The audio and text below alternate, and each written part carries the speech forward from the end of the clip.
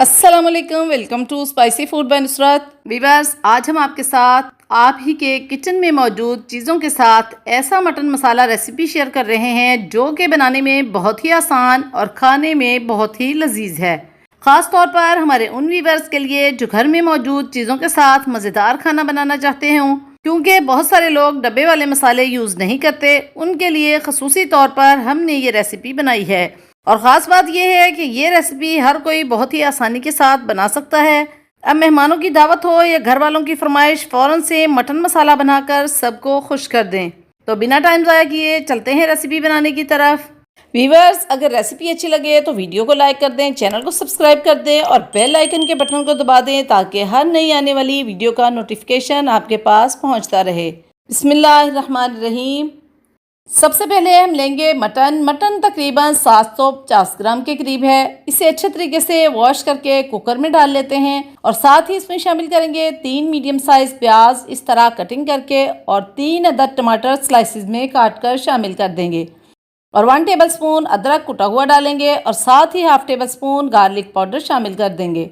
Garlic powder की जगह आप फ्रेश लहसुन पीस कर भी शामिल कर सकते हैं। हाफ टेबल स्पून लाल मिर्च पाउडर डालेंगे, 1 टीस्पून हल्दी पाउडर डालेंगे, 1/4 टेबल स्पून नमक, 1 टेबल स्पून धनिया पाउडर, 1 टीस्पून गरम मसाला पाउडर और 1/4 कप पानी शामिल करके कुकर को कवर करके फ्लेम ऑन कर देंगे।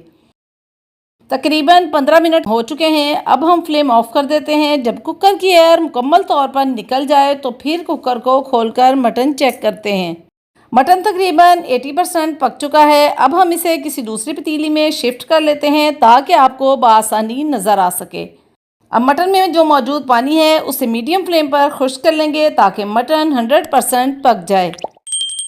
ये देखिए, आहिस्ता आहिस्ता पानी बिल्कुल खुश्क हो चुका है। अब इसमें आधी छोटी प्याली असली देसी घी शामिल करके अच्छे तरीके से मटन की भुनाई करेंगे।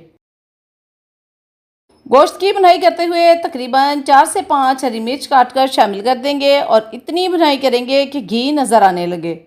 बहुत ही अच्छी खुशबू आ रही है। भुनाई करते वक्त हरी मिर्च से मटन का टेस्ट इन्हेंस होता है और मटन की खुशबू ज़बरदस्त हो जाती है।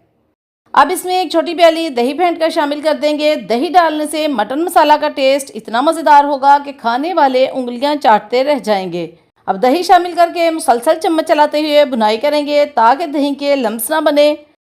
अब दोबारा से गोश्त की इतनी भुनाई करेंगे ताकि जो दही डाला था वो बिल्कुल अच्छे तरीके से खुश्क हो जाए और घी नज़र आने लगे।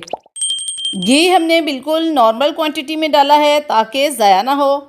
अब दही बिल्कुल खुश्क हो चुका है। अब हम इसमें 1 प्याली पानी शामिल कर देंगे ताकि अच्छी सी ग्रेवी बन जाए और फ्लेम बिल्कुल स्लो करके पतीली को ढक देंगे ताकि जो पानी शामिल किया है वो भी अच्छे तरीके से पक जाए और दूसरा स्लो फ्लेम पर घी बहुत अच्छे तरीके से मसाले से अलग हो जाता है।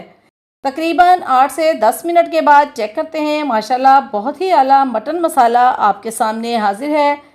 बहुत ही ज़बरदस्त खुशबू है और जायका तो आप खाकर ही महसूस कर सकते हैं। देखें माशाल्लाह क्या ही खूबसूरत कलर है और मसाले का टेक्सचर भी आपके सामने है। एक बार ज़रूर ट्राई करें। व्यूअर्स, अगर आपको रेसिपी अच्छी लगे तो वीडियो को लाइक कर दें, चैनल को सब्सक्राइब कर दें और दोस्तों के साथ शेयर करें ताकि हर नई आने वाली वीडियो का नोटिफिकेशन सबके पास पहुंचता रहे। Thank you. अल्लाह हाफिज़।